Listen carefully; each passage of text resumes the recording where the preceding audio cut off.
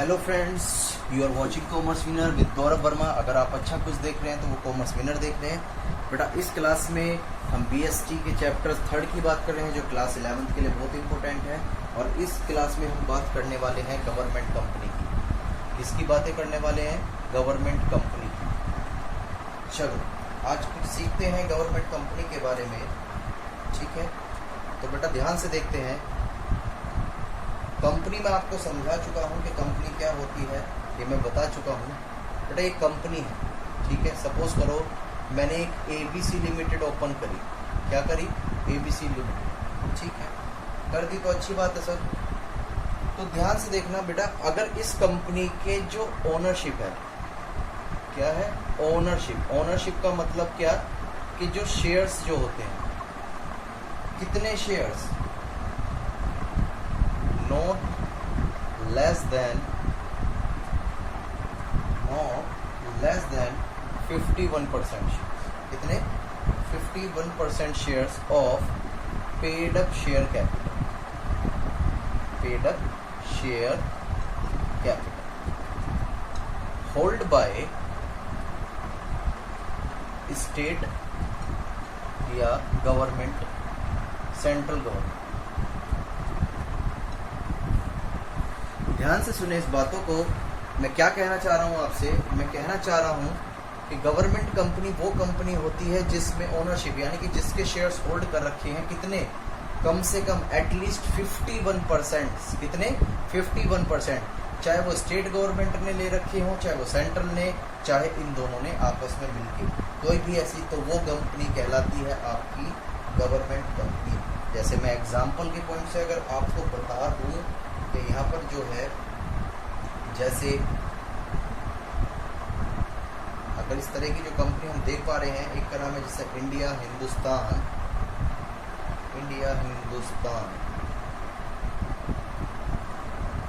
Cables limited, ठीक है? हिंदुस्तान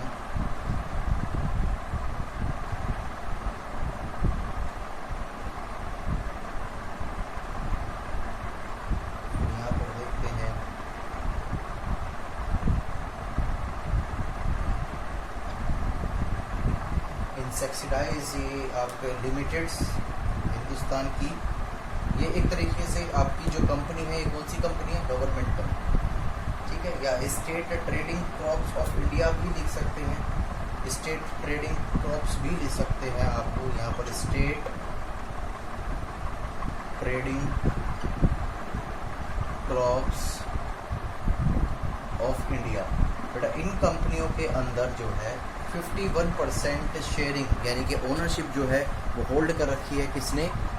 आपकी स्टेट गवर्नमेंट ने या सेंट्रल गवर्नमेंट ने या दोनों ने आपस में मिलकर, ठीक है? ये बातें तो कुछ हम इसके आगे चलते हैं। अब हम बात करने वाले हैं इसके फीचर्स की। तो फीचर्स हम देख लेते हैं एक बार कि फीचर्स इसके क्या क्या हैं। ध्यान से, सबसे पहली बात है कि ये कंपनी है। क्या है ये बेटा? ये कंपनी।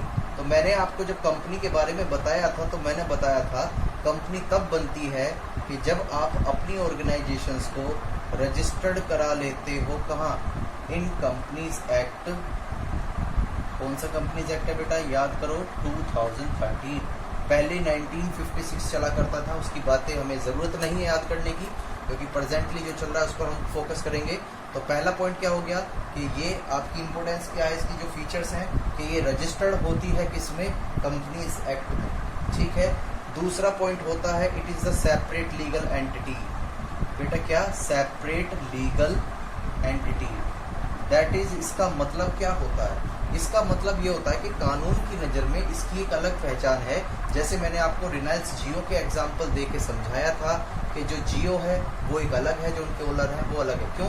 क्योंकि कंपनी की सेपरेट लीगल एंटिटी, कानून की नज़रों में अलग पहचान होती है, इस वजह से इसका एक तरह से फीचर्स है। फिर हम इसका ध्यान से, फिर इसकी बातें होती हैं कि जो इसका, अब बात आएगी कि सर इसका मैनेजमेंट कौन देखता है?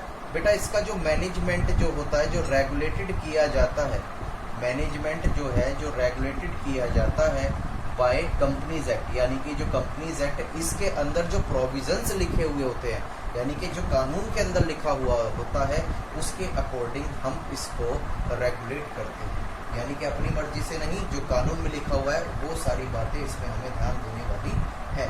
ये बात समझ में आती है। चलो फिर बात आती है सर इसमें जो एम्प्लॉयज काम करते हैं क्या वो गवर्नमेंट है? बेटा ध्यान से, यस, इन्होंने कहा कि employ or recruit and appointed as per the rules and regulation. ध्यान से, इसके अंदर लिखा होता है एक इनका बेटा एक डॉक्यूमेंट्स होते हैं जो पब्लिक डॉक्यूमेंट्स के नाम पर होते हैं, जैसे मेमोरेंडम ऑफ एसोसिएशन, ठीक है। ये क्या होता है मेमोरेंडम ऑफ एसोसिएशन? इसमें ऑब्जेक्टिव्स लिखे होते हैं, कंपनी का उद्देश्य क्या है, कंपनी क्यों बड़ी है, और आर्टिकल ऑफ एसोसिएशन में होता है उसके रूल्स एंड रेगुलेशंस कि कंपनी जो है क्या क्या रूल्स फॉलो करेगी, किस तरीके से उसके काम करना है। तो सीधी सी बात है, जब रूल्स एंड रेगुलेशंस लिखे होते हैं तो इसी के अंदर लिखा होता है कि एम्प्लॉयज़ अगर इस कंपनी में हमें रिक्रूट करने हैं, यानी कि एम्प्लॉयज़ का सिलेक्शंस करना है इसके अंदर, तो वो हम कैसे कर पाएंगे, वो रूल्स सारे लिखे हुए होते हैं। ये बात समझ में आ गई होगी। चलो कोई बात नहीं। और फिर दूसरी बात कि ये जो कंपनी होती है ये फंड लेती है, ये फंड ऑब्टेन करती है किससे? फंड ऑब्टेन करती है किससे? गवर्नमेंट से। क्यों? क्योंकि गवर्नमेंट कंपनी ने इसके अंदर 51% अपनी शेयरिंग होल्ड कर रखी है, ठीक है। तो ये किससे फंड लेती है? गवर्नमेंट से लेती है, ठीक है। और या कि कोई भी अलग से प्राइवेट शेयर होल्डर्स भी ले सकता है, जैसे आपके पास पैसा आ गया तो आप इसको फंड देकर इसमें ओनरशिप भी ले सकते हैं, ठीक है। बट किसकी जो बची हुई 49% है, क्यों 51% तो किसने होल्ड कर रखी है? गवर्नमेंट ने। ये बात समझ में आ रही होगी। अब बेटा हम इसकी बात करने वाले हैं किसकी? मेरिट्स के बारे में। किसके बारे में? मेरिट्स के बारे में। तो मेरिट्स इसकी क्या कहने वाली है, ध्यान से सुनिएगा। इसकी अब हम मेरिट्स की बात कर रहे हैं, यानी कि इसके जो बेनिफिट्स हैं उसकी बातें करने वाले हैं। तो पहला पॉइंट क्या है इसका बेटा, ध्यान से, जब इसको जो है बनाना बहुत आसान है, इट कैन बी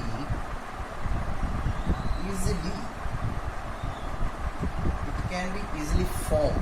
ध्यान से बेटा, ये आसानी से प्रिपेयर करी जाती है, पर आपको पता होना चाहिए कि इजीली जो प्रिपेयर करी जाती है वो किस बेस पर की जाती है, ये मैं आपको बता चुका हूँ। कंपनीज एक्ट 2013 के अंदर जो प्रोविजंस लिखे हुए होते हैं ये उसकी तरीके से बनाई जा सकती है, उसकी तरीके से ही बनाई जाती है, ठीक है।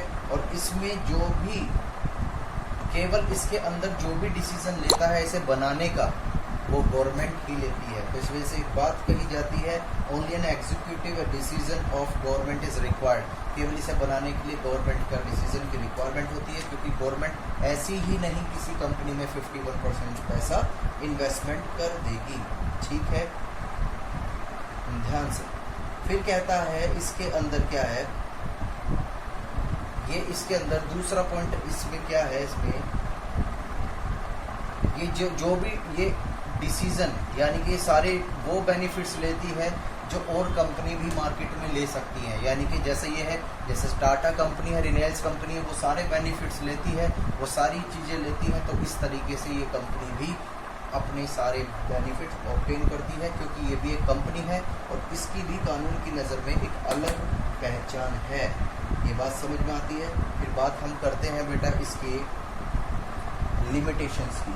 इसकी बात करने वाले हैं हम यहाँ पर लिमिटेशंस की। लिमिटेशंस तो ध्यान से देखिए, ये जो चलाई जाती है इसके ऊपर मैनेजमेंट कौन है? गवर्नमेंट, क्योंकि सबसे ज़्यादा शेयरिंग उसी की है।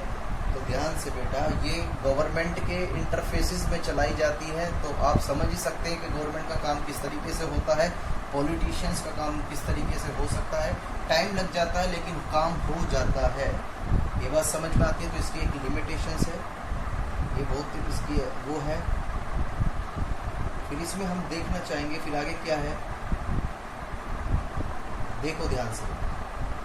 फिर इसमें कहता है सेकंड पॉइंट क्या है इसमें, constitutional responsibility which a company finance by government should have its not the directly answer to the parliament. यानी कि इसके रिगार्डिंग कोई भी पार्लियामेंट में बातें इस तरीके से डायरेक्टली नहीं हो सकती है, ठीक है। जैसे कंपनी की हम और बातें कर सकते हैं, लेकिन इसकी कोई भी ऐसी बातें हम नहीं कर सकते सीधी पार्लियामेंट में।